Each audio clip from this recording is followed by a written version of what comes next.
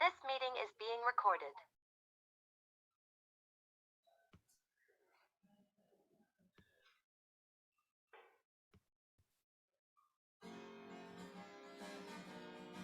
Their microphones are not on.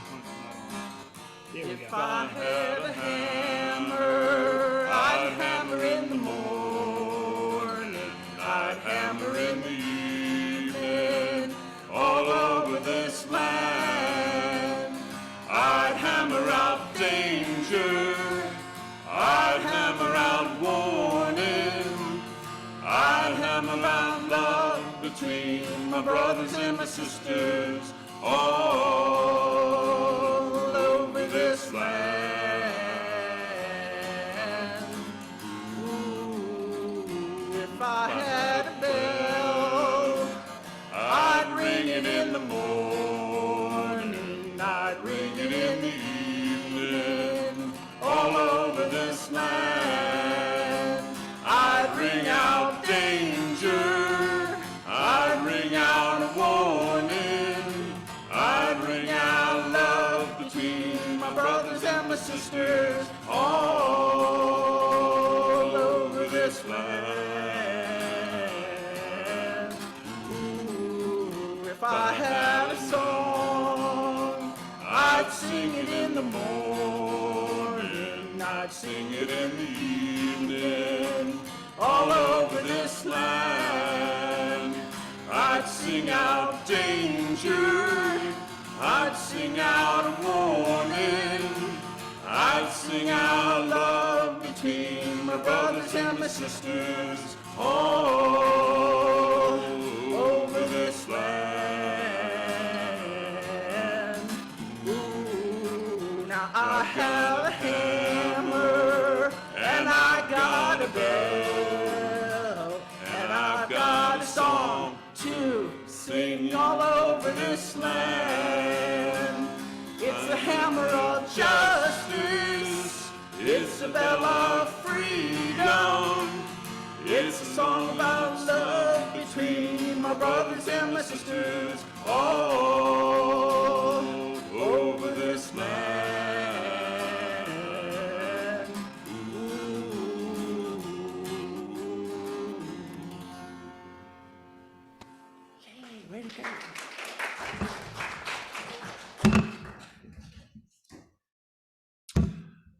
Good morning, and welcome to the First Unitarian Church of Lynchburg. We gather in a spirit of freedom and friendship. Whoever you are, whatever your beliefs, whatever your age, and whomever you love, you are welcome here. As we work together for justice, compassion, and peace, we acknowledge with humility that our buildings sit on a land originally part of the Monacan Nation. My name is Brandon Knuckles. My pronouns are he, him, his. And I've been a member, or not officially a member of the congregation, but I've been attending for the last 2 months. I've been a UU for going on 7 years or so. If you are here with us for the first time, we're glad that you chose to be here with us this morning to participate in the service for this church community that we love. We would be happy to tell you more about our community during the virtual social time following the service. If you would like to receive our monthly newsletter and Friday email updates, please fill out the virtual visitor card found on our website at uulynchburg.org under Sunday services held via Zoom. You may also wish to join our Facebook group. For those of you on Zoom, please note that the order of service is in the chat to the right of your screen. Announcements. Next Sunday, April 9th, is our Easter Flowering of the Chalice service. We are planning a fun, partially multi-generational service, and we will have an interactive time for all ages, and all are invited to participate in the flowering of the chalice. If you have some beautiful blooms in your yard, because there are lots of blooms coming out, please bring them for the flowering. We will have extra flowers here for anyone that is unable to bring some. Afterwards, we'll sing the children out for a fun Easter egg hunt opportunity, And they'll be hunting for canned goods, non-perishable foods, and they can turn in the spoils of the hunt for a fun prize. And then our donations will be delivered to our friends at Food Not Bombs of Lynchburg. We are collecting food donations. Feel free to drop them by the church this week or bring some next Sunday. Please give what you can. There is a donation box in Drysdale Hall. Any canned goods, non-perishable items are enjoyed or appreciated, but a special request has been made for foods that are ready to eat and any canned goods with a pop-top lid for those who have ability or access issues with can openers. Let us now light our chalice.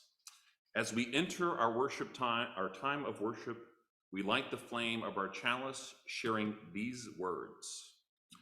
May we light, now rekindle, inspire us to use our powers to heal and not to harm, to help and not to hinder, to bless and not to curse, to serve you, O Spirit of life.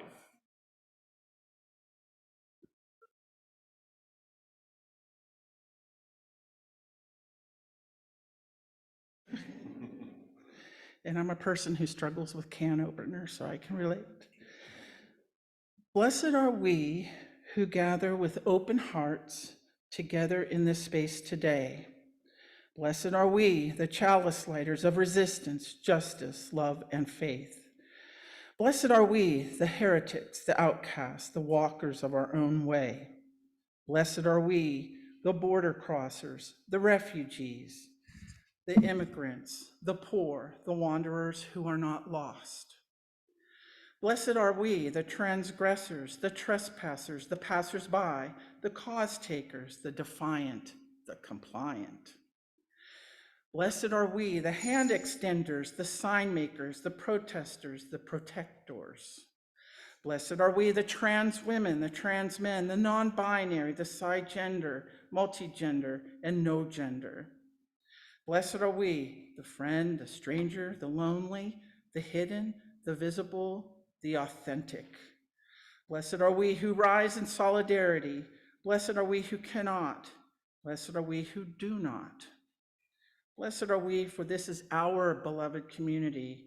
This is who we are. Please rise in body or spirit and sing together hymn number 149, Lift Every Voice and Sing.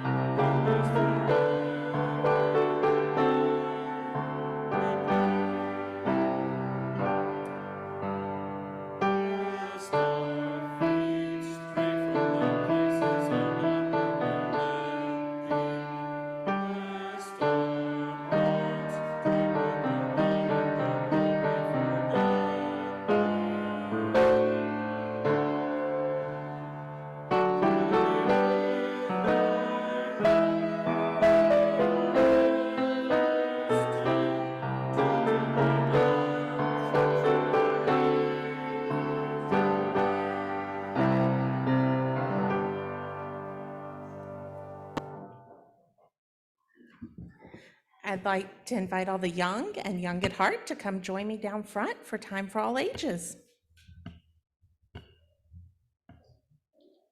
No, you sit in the front so you can see the pictures.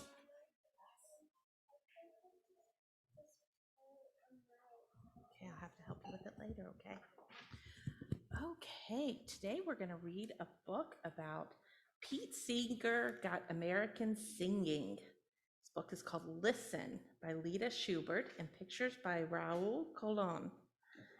And today, during the church service, they are going to be talking about Pete Seeger, who was a famous Unitarian who did music, and a lot of his songs were about resistance, which is what we're going to be learning about in our class today.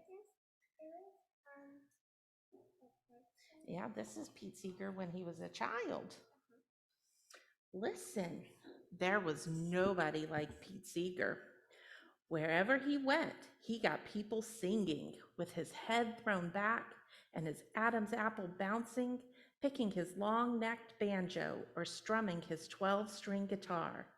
Pete sang old songs, old songs with new words, and songs he made up.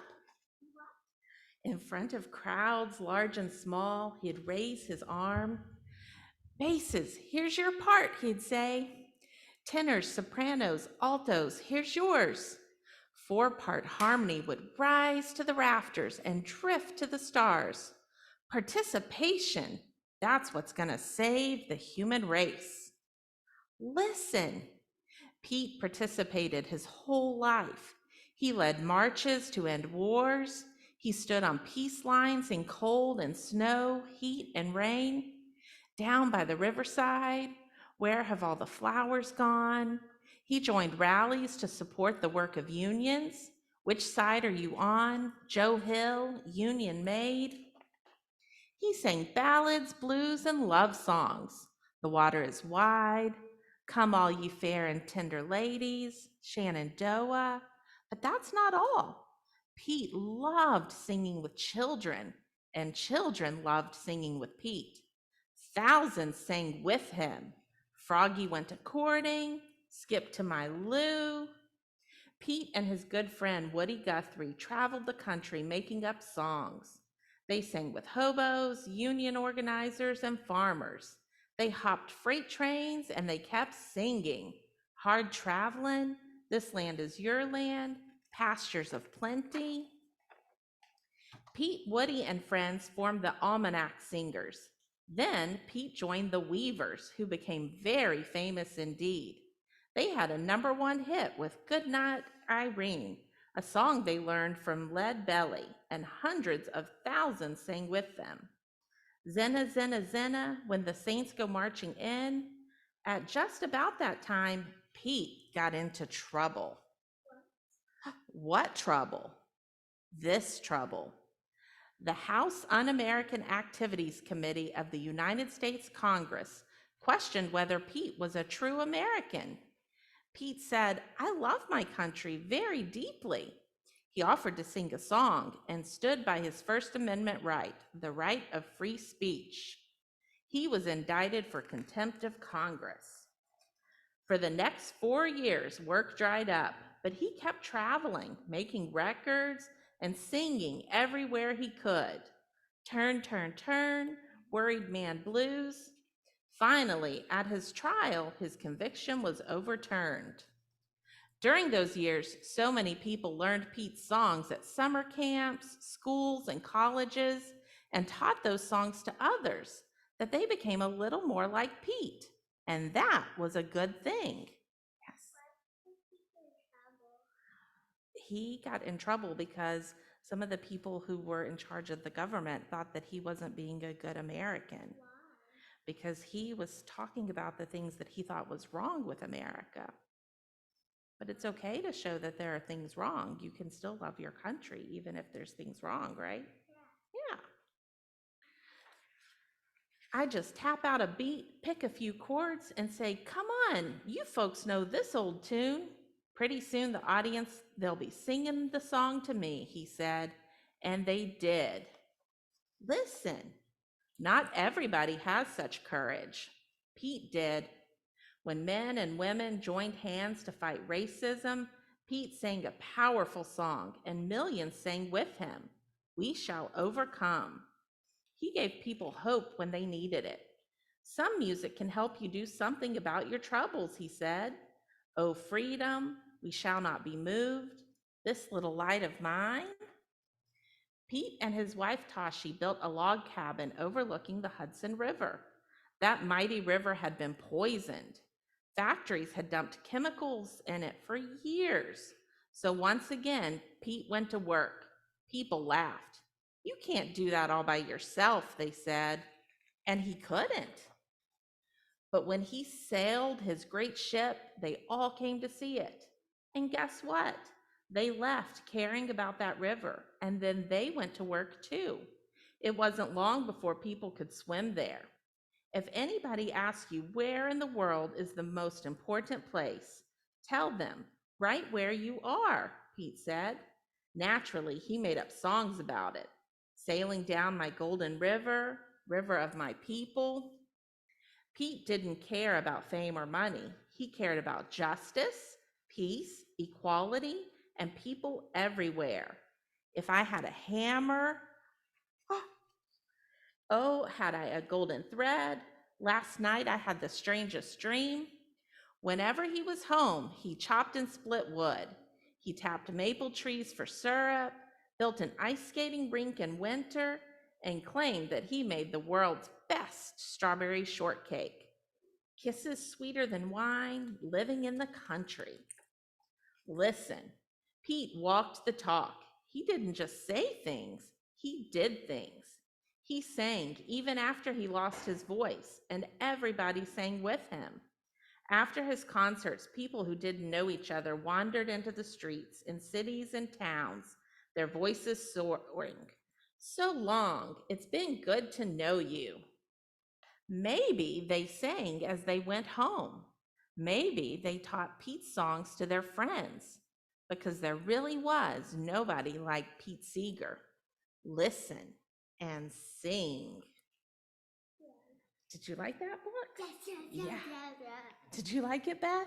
Yeah, that was a good book about how he used his songs as. Especially for that one part when he Uh-huh, just like Mommy and Brandon saying, I had a hammer. Yeah. Well, he used his voice to make music, to lead the resistance about things that he thought was important. And yes, Beth. How did he sing when he didn't have his voice? That's a good question. Maybe he sing with his heart. Yeah, I think he used his heart to sing. That's a good guess. And yes. And I think maybe they didn't mean that he really lost his voice, but that he felt like people weren't listening to his voice. Yeah. And so he, Not listening to a speaker. yeah. And so he just kept singing his songs until people were ready to listen. And so today in our classes, we're going to be learning about another kind of peaceful resistance where you can use your breathing to focus your mind and your body. That's so easy. I already learned that in school. Yeah? Well, that's Snake breath, perfect. bear breath, and bee breath. Okay. And Have you then- learned about balloon breath? No, but all of those help calm my mind and Yeah. mind. So Yeah? my teacher has taught us What? That's really good. So we're going to learn about, yes. I think you guys learn about the same kind of breathings in your schools because Nora's talked about snake breath too. So in our classes today, we're going to be learning about how we can use our breathing. And I think we're going to learn about balloon breaths and maybe some other kinds of breathing to help us, focus our mind. All right. Let's invite Cece and Beth to be our chalice lighters today.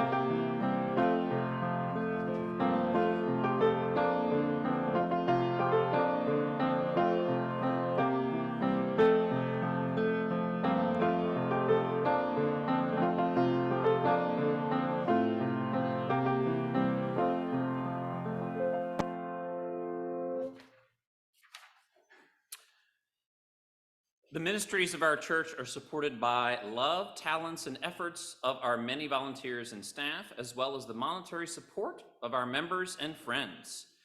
If you have found this church to be of value in your life, then I invite you to use the donate button found at the uulynchburg.org at the bottom of the menu and on the left for donations for First Unitarian.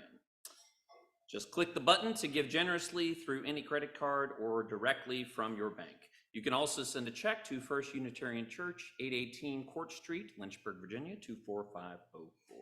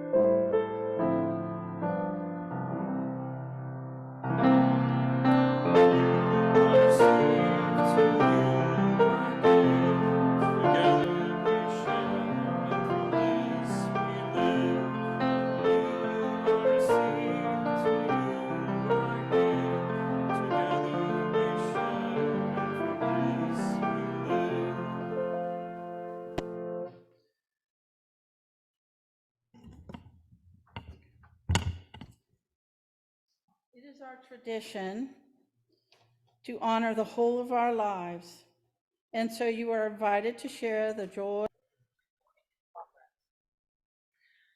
Spirit of life, help us to be present with all that is our life, both our deepest sorrows and our greatest joys, so that we can truly live, engaging fully in our own life and in our community. Spirit of community, help us know how linked we are, how each one of us cares and touches us all. Help us to ask for support when we are in need and offer our support to others when we are able, so that we may rest in the solace of one another's love. Spirit of love, help us to love our neighbors as we love ourselves, so that we might fully embody love and resist hatred. Spirit of resistance, help us to stick up for what is right, even when we are tired or afraid. Help us to dream of the world as it should be and to act to bring that world about. Help us to find hope each day. Spirit of hope, help us through this day and each day. Help us to be present for all that is our life. Blessed be.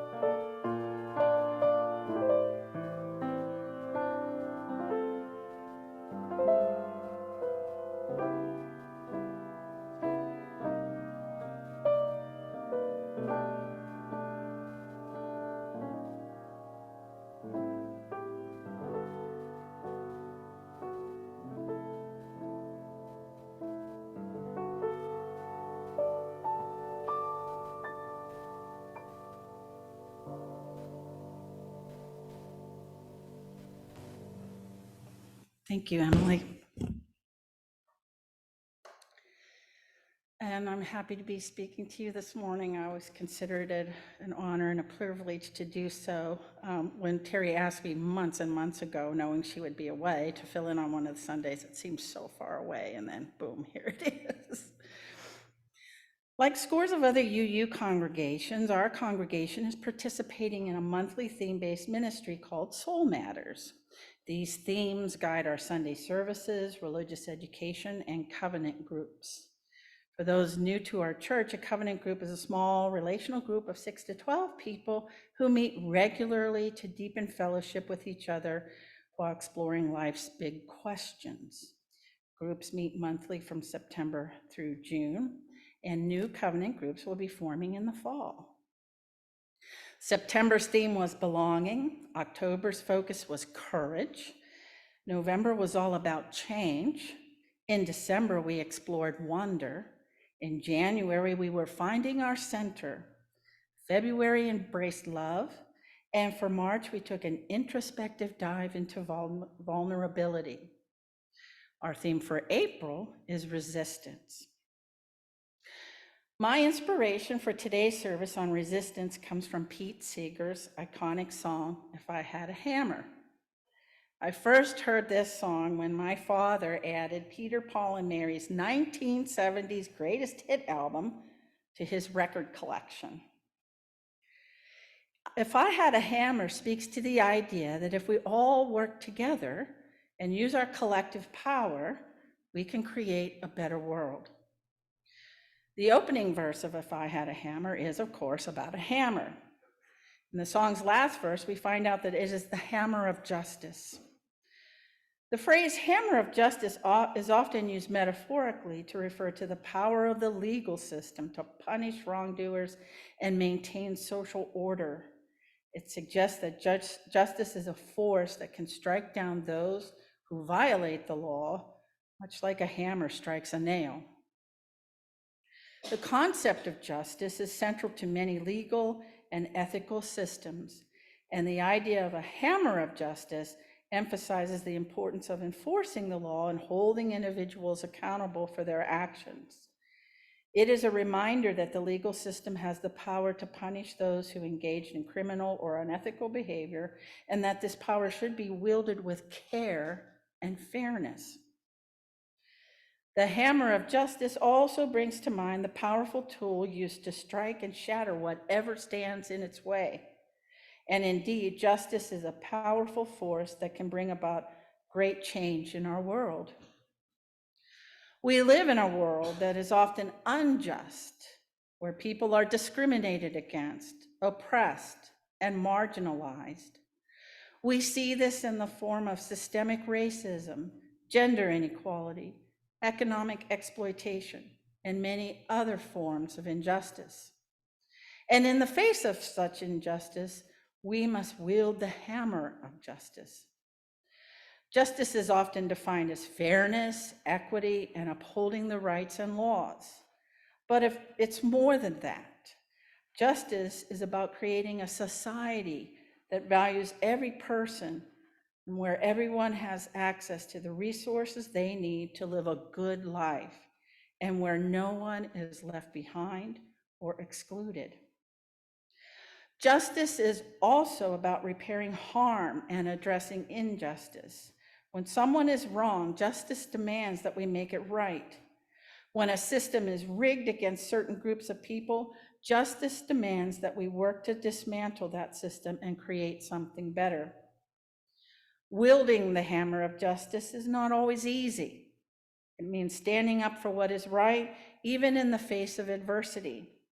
It means speaking out against injustice, even when it is uncomfortable or unpopular. But what does it mean to wield the hammer of justice? How do we work towards justice in our own lives and in the world around us? First, we must educate ourselves about the issues facing our communities and the world. We must be willing to listen to the voices of those who are most impacted by injustice and learn from their experiences. Second, we must take action. This can mean many things.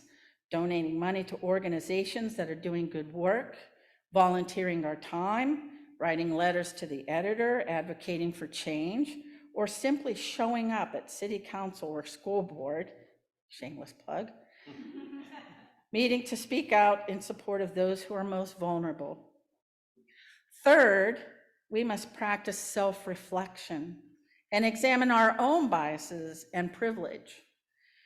We all have blind spots and areas where we need to grow. We must be willing to engage in self-reflection and do the hard work of confronting our own prejudices and assumptions. And fourth, we must have hope.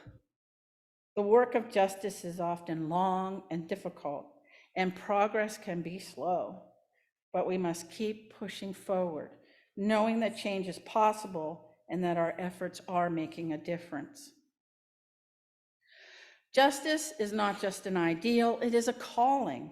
A good example of this is the inspiring work of President Jimmy Carter and Habitat for Humanity. When President Carter works at a Habitat build site, he brings his own hammer.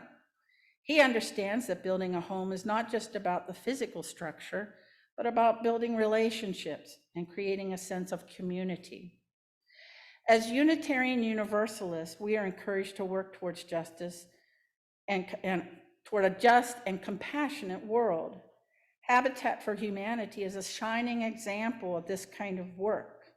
Let us be inspired by the work of Jimmy Carter and pick up our own hammers, whether literal or metaphorical, and work towards a world where everyone has a safe and decent place to call home. Let us remember that as Unitarian Universalists, we are instructed to love and serve one another. Building homes is just one way we can put that love into action. The second verse of If I Had a Hammer is about the bell of freedom and symbolizes communication and the importance of spreading the message of social justice. This verse reminds me that we must be vocal about our beliefs and work to educate others about the issues that matter. The bell has been used as a symbol of resistance in various contexts throughout our history. The Liberty Bell is perhaps the most well-known symbol of resistance in American history. It was originally used to announce important events and summon lawmakers to legislative sessions. However, it gained its status as a symbol of resistance during the American Revolution, when it was rung to signal the reading of the Declaration of Independence. Known originally as the State House Bell, it became known as the Liberty Bell when abolitionists began using it as a symbol for their cause. The Liberty Bells association with the movement began when a group formed the Philadelphia Anti-Slavery Society in 1833. The group held its inaugural meeting in Independence Hall, where the Liberty Bell is housed. During the meeting, the group rang the bell to draw attention to their cause and announce their commitment to ending slavery. The bell's inscription, which reads, "Proclaim liberty throughout all the land unto the inhabitants thereof," comes from the Bible and refers to the year of Jubilee when slaves were to be set free in accordance with Hebrew tradition. Abolitionists saw this inscription as a call to end slavery and extend freedom and equality to all. Decades later, a replica of the Liberty Bell, forged in 1915, was used to promote women's suffrage. It traveled the country with its clapper strapped to its side, keeping it silent until women won the right to vote. On September 25, 1920, it was brought to Independence Hall and rung in ceremony celebrating the ratification of the 19th Amendment. Today, the Liberty Bell is an important reminder of the struggle for justice and equality and the ongoing work that is needed to build a society that is truly just and equitable for all. The third verse of If I Had a Hammer speaks to the power of protest songs to inspire and mobilize people to take action against social, political, or economic injustice. Protest songs have a long history dating back to ancient times and have been used to address a wide range of issues, including war, racism, poverty, and environmental degradation. They are an effective means for expressing dissent and raising awareness about issues that impact society, often with a strong message of resistance and a call for change. The list of protest songs, past and present, is a long one, and being a person who loves music so much, limiting myself to a notable few examples this morning was really difficult. Perhaps the most well-known protest song is the iconic civil rights anthem, "We Shall Overcome," which originated in the African American gospel tradition and has been used to protest discrimination and oppression all over the world. Another well-known song of resistance is Marvin Gaye's "What's Going On," which has an interesting story. 3 years after the 1967 riot and rebellion that transformed his adopted hometown of Detroit, and shaken by the death of his singing partner and haunted by the Vietnam War stories of his younger Army vet brother, Marvin Gaye was an emotional lightning rod waiting to be struck with some creative energy. And that's when Motown's Obie Benson and Al Cleveland brought to him their new composition about troubles across the land. Benson, on tour with his group, the Four Tops, had conceived of the song during a visit to San Francisco, where he watched police clash with hippie protesters. He said, "The police was beating on them. They weren't bothering anybody. I saw this and started wondering, what the F is going on? What is happening here? One question leads to another. Why are they sending kids so far away from their families overseas? Why are they attacking their own children on the streets here?" Motown Records, the label for Marvin Gaye and the Four Tops and many other artists that people of my generation are familiar with, blocked the song's release, fearing it would be too political for radio and that Gaye would lose his financially lucrative crossover audience. Gaye responded by refusing to record any other music unless Motown Records released "What's Going On." When the song finally went public, it was an instant, massive hit. "What's Going On" is assertive but not aggressive. It's as much pain as anger, as much news broadcast as sermon. Like the best popular music through the decades, it achieves the universal by going personal, addressed to mother, brother, father, babe. The song is a call for tolerance, a plea for trust. "What's Going On" talked about the Vietnam War and the impact it had on soldiers and their families, an impact that continues to today. It also highlights the violence and social unrest that were prevalent at the time, the economic struggles faced by many Americans, especially Black Americans, and promotes the idea of love and unity to overcome the challenges faced by society. More recently, songs like "Formation" by Beyonce, "This Is America" by Childish Gambino have used music to challenge systemic racism and police brutality. These songs, along with others like Gary Clark Jr.'s "This Land," Kendrick Lamar's "All Right," and Jamel Monet's "Say Her Name," have become anthems for the Black Lives Matter movement. And when it comes to a good protest song, Tracy Chapman's "Talking About a Revolution" stands as a seminal example of effective activist music. Chapman's raw, emotional vocals, coupled with her blunt songwriting about income inequality and welfare systems, creates a stirring feeling for the moment she sings, from the moment she begins to sing. It may not have the bombast and bluster of other protest songs, but "Talking About a Revolution" doesn't need it. It speaks for itself. Music has always been a potent tool for galvanizing communities, and this is certainly the case when it comes to songs that embody the queer community's unwavering spirit of activism. To this day, queer youth are still highly at risk of being thrown out of their homes for coming out. But in 1984, the year I graduated from college, it was unheard of for a band to openly sing about that fact. until Bronski Beat released Small Town Boy. The song follows the story of a young man uprooting himself from his home out of fear of persecution as he prepares for the struggle he will face in the future. The song called attention to the fear and loathing faced by queer youth everywhere, making it a proper act of protest.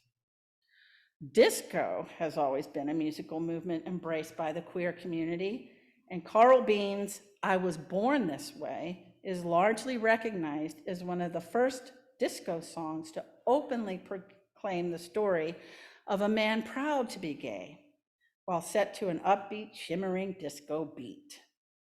Releasing a disco track so openly advocated for queerness in 1975 was truly a revolutionary act. More recently, state legislatures around the United States have proposed hundreds of bills intended to limit or outright infringe on the rights and freedoms of the queer community. Those bills, some of which are now laws, include limiting how we discuss sexuality and gender in classrooms, preventing young transgender women from participating in school sports, and removing access to gender-affirming healthcare for trans youth, and more. The latest target of this antipathy is the song Rainbow Land, a duet by Miley Cyrus and her godmother, Dolly Parton, who Nora calls Dolly Partner. While not overly a queer anthem, the song talks about working together and living in harmony with lyrics like, "'Cause I know if we try, we could really make a difference in this world. Living in a rainbow land where we're free to be exactly who we are. Let's dig down deep inside, brush the judgment and fear aside." A Wisconsin school district made headlines just this past week when it banned a first grade class from singing Rainbow Land for its upcoming spring concert. The song was banned as it could be perceived as controversial in accordance with School Board Policy 2240, controversial issues in the classroom. I'm proud to say I don't think our school board has such a policy, at least not yet. Per the policy, a controversial issue is one that may be the subject of intense public argument or may have political, social, or personal impacts and/or the community, among other criteria. The incident is the latest political showdown in school boards and classrooms across the country, which have hosted intense debates on how sexuality, gender, identity, and race are taught. Florida's famous Don't Say Gay law bans teachers from discussing sexuality and gender identity with students in kindergarten through 3rd grade.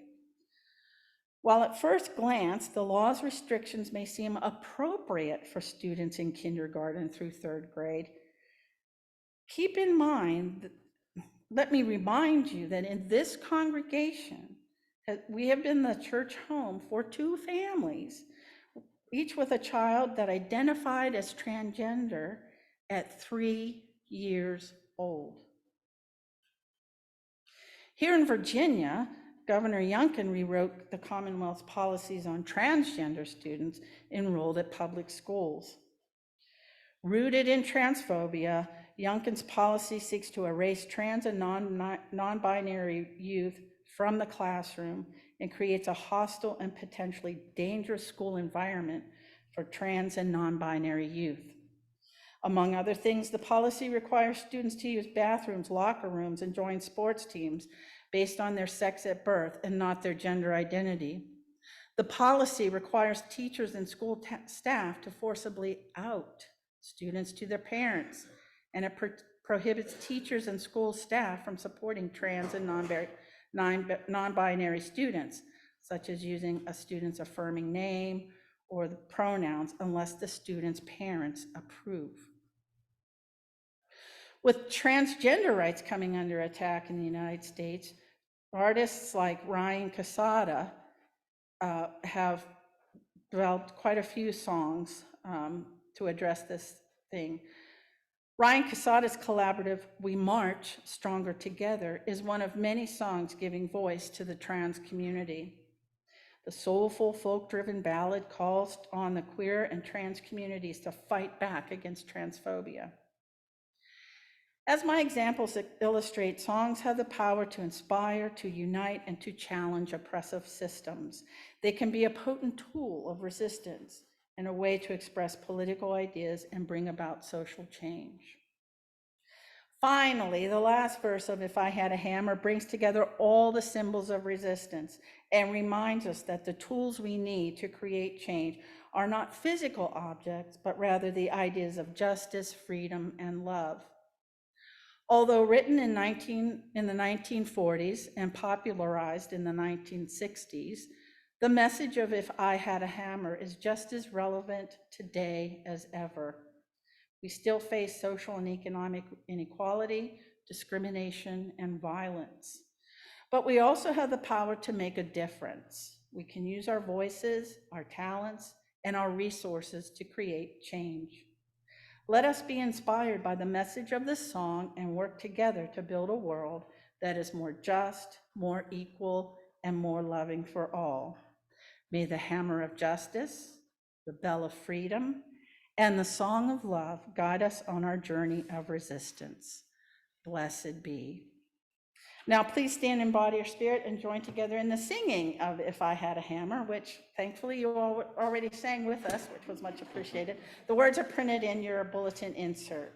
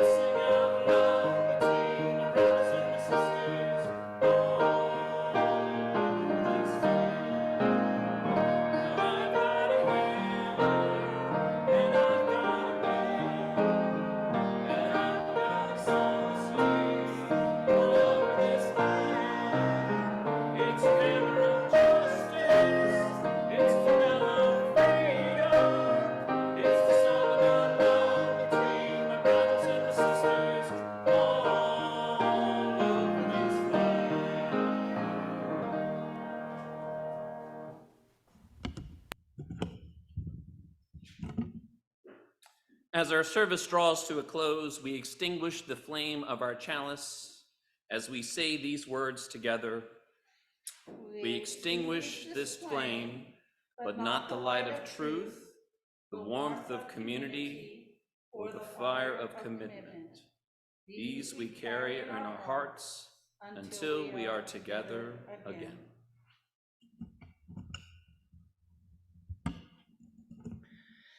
May the spirit of resistance that has been awakened within us today give us the strength to stand up against injustice and oppression. Remember the power of the hammer of justice. Let us be willing to wield it in our own lives and in our communities to break down barriers and create a world where justice is not just an ideal, but a reality. May the sound of the bell of freedom ring out and its reverberations echo through our hearts and minds, reminding us of our responsibility to uphold the rights and dignity of all people. May we carry its message with us so that the bell of freedom may continue to ring for generations to come. May the song of love that fills this space continue to resonate in our hearts long after we leave. May the melody inspire us to reach out to others with kindness, compassion, and understanding. May we remember that love is the strongest force in the universe, capable of healing wounds and bridging divides. And may we carry the song of love with us, sharing its beauty and harmony with all those we encounter along our journey. Always remember that we are not alone in our struggle, but part of a larger community of resistance that spans across time and space. May we draw inspiration from those who have come before us and continue to pave the way for a better future. Blessed be.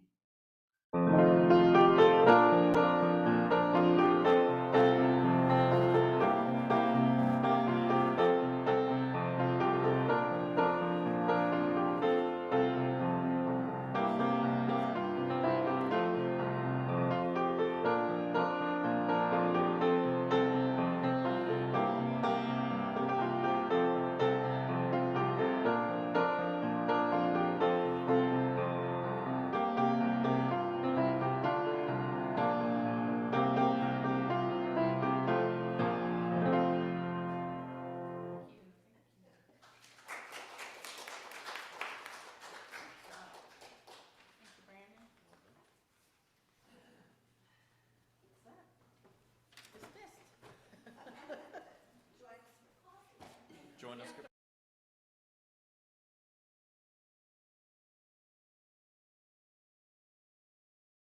Hello, Zoom Church. We have Zoom coffee hour now. Yay. Welcome to one and all. Welcome, welcome. So you all can unmute and there we are.